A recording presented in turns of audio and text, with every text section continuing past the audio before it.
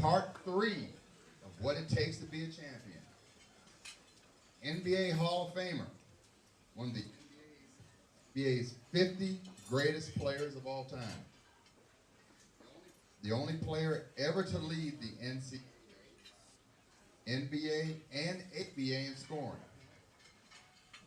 I did the correct, Rick. Did the ball much? You didn't pass it all, or all the scoring records? I'm just messing with you. He played 10 NBA seasons and 4 ABA seasons. 1966 NBA Rookie of the Year, 8-time NBA All-Star, 5-time All-NBA First Team, as well as 4 times All-ABA First Team and an ABA All-Star. Led the Oakland Oaks to the 1969 ABA Championship and led the Golden State Warriors to the 1975 NBA Championship, winning the NBA Finals MVP.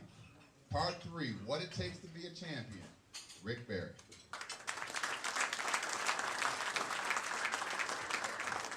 Thank you very much, Bob. It's a pleasure.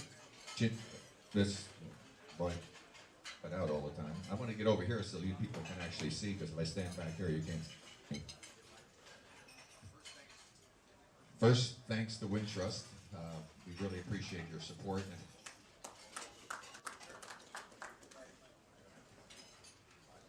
1, 2, 3. And for all of you people coming out to support us here in Chicago, we're thrilled to be here. It's a great basketball city. But I want to tell you that I am a little bit of a rebel. You can see I'm up here without my jacket. It's hot, so screw it. I'm not going to wear my jacket. I looked at the format for today, and it says, Rick, get up and talk, and it's 5 minutes. I said, 5 minutes? That's just like asking me to take 10 shots in a basketball game. That's not going to happen. What does it take to be a champion? Pretty interesting. And Thurl, I was glad to hear what you had to say, because I agree with you. The first thing you have to have is a passion. When I talk to young people, I try to emphasize that to them, to find something in life that you have a passion for. Because if you have a passion for something in life, you don't really ever work for a living. You get up in the morning, and you go to do what you love to do.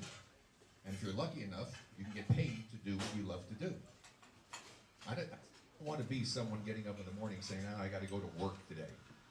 I don't ever feel like I ever worked in my life, except when I was in college in the summertime, and I worked some construction for my roommate's dad, who built roads. And I ran a sheep's foot roller and pulled and packed down dirt. And I did that 10 hours a day, 6 days a week. That's work. I didn't have a great passion for that. But I still found time afterwards to go and work out and get ready. And I miles after work, and I go play with the guys and pick up basketball, grab a bite to eat, pass out in bed, get up at 5 o'clock in the morning the next day and do that. And I did that all summer. So that made me realize that I wanted to make sure I got an education as well. But having a passion is really a very big key. But I take it one step further. Thurl said you have to take it somewhere. What you have to do with your passion is you have to learn about what your passion is all about.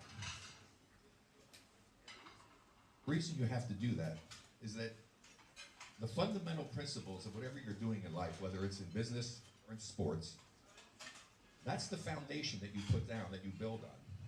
You can't build a tall building on a small foundation.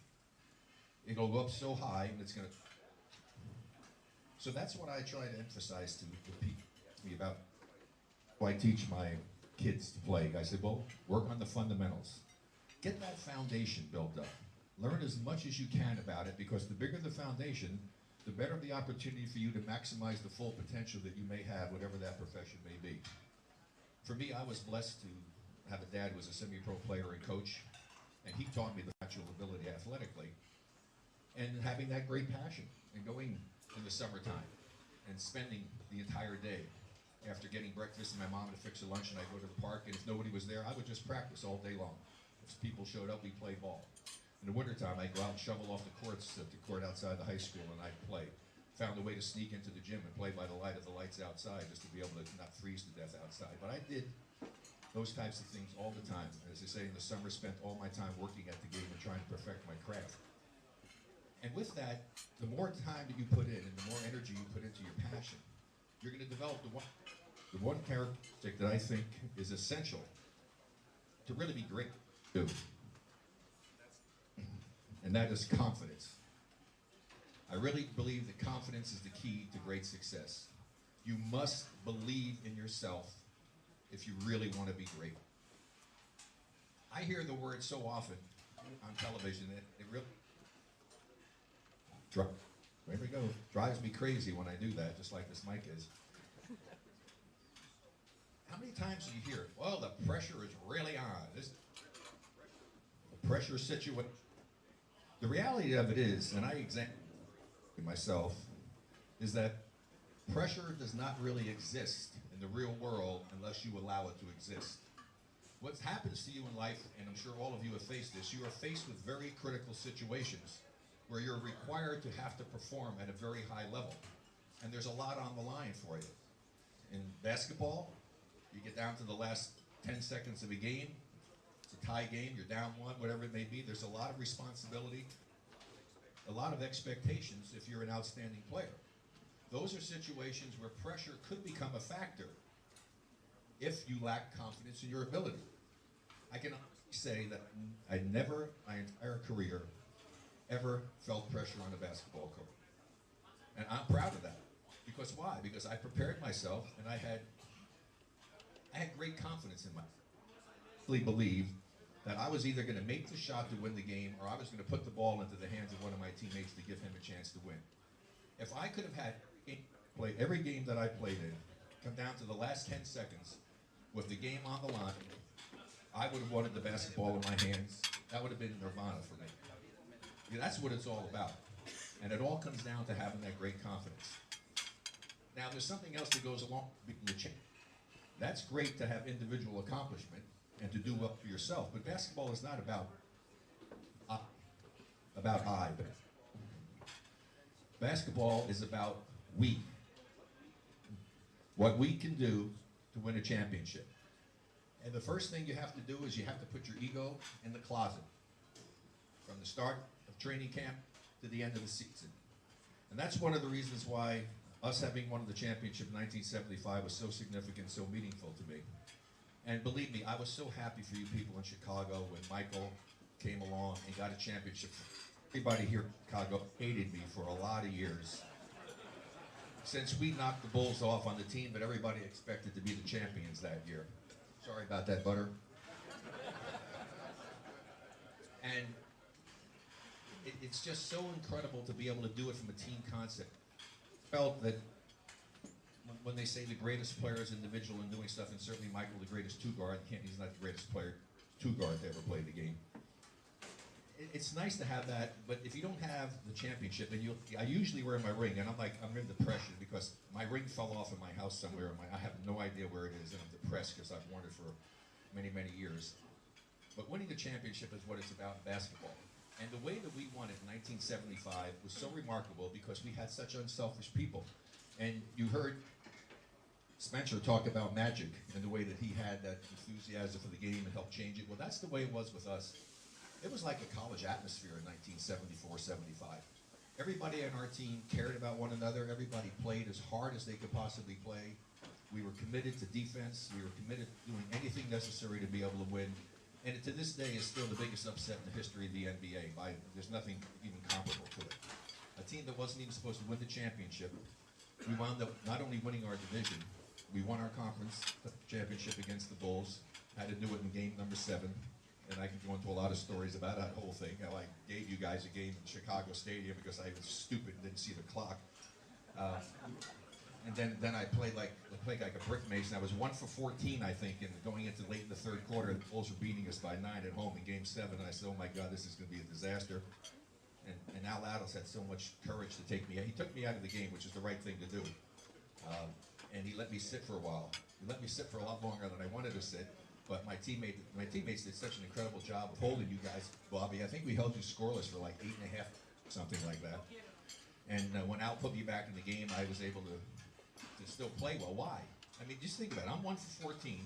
We're getting our butts kicked in Game 7 to win the championship to go to the finals. It's easy for me to say, "Oh boy, this is screwed." But no, I believed in myself. first shot that I got, first opportunity, I can remember it like it was yesterday. I was about 19 feet from the basket on the left side in front of our bench, and I was open, and I shot the ball. I said, well, how much worse can he get? I'm only 1 for 14. I'm the GOAT already. You know, so if we lose, I'm screwed. So, you know, and I made the shot, and then I wound up making, I think, 5 for 7, and made a good pass, and George Johnson, our backup center, was blocking all kinds of shots on the Bulls, and we wound up winning the game. But without having confidence, I could have never done that. So to me, that really is the key to winning a championship and being a champion. And it's being unselfish. In the game of basketball, you can't be selfish. It doesn't work. And that's one of the beauties about the game of basketball. And one of the beauties about the NBRPA is that these gentlemen who are here and the other people involved give back. And it's not just about trying to make sure we take care of all of the guys in the transition, and certainly we do that, we work hard at doing that. It really is about what Bob brought up. It's about giving back and doing things to help other people.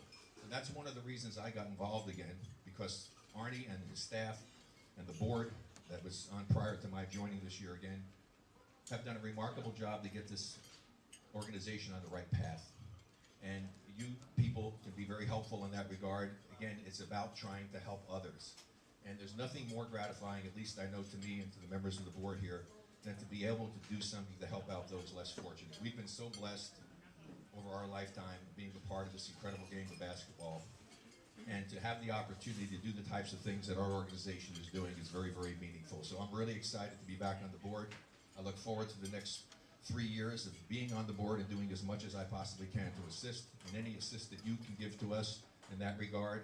I think you'll be very pleased to see the results of it, and we hope to see you at many of our other functions. Thank you, God bless, and have a great holiday.